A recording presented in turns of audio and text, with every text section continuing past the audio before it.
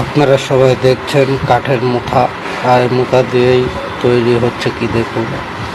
প্রথমে মেশিনে নিয়ে আসে এগুলো ছাল উঠিয়ে হালকা বর্ণের বা হালকা পাতলা করে ছাল ছাড়িয়ে নেওয়া হচ্ছে। দেখুন মেশিনের মাধ্যমে ছাল ছাড়িয়ে পেঁচিয়ে গুছিয়ে রেখে দেওয়া হচ্ছে।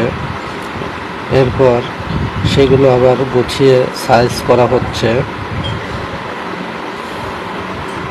নারীর শ্রমিকের মাধ্যমে, এবং সেইগুলো আবার মেশিনের মাধ্যমে দিয়ে ওই ছাড়ানো ছালগুলো দেখুন কি তৈরি করছে।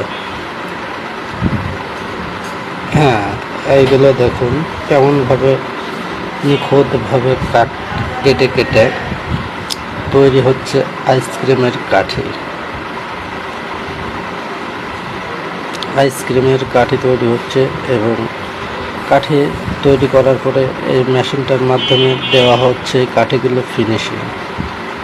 দেখুন কত সুন্দর লাগছে।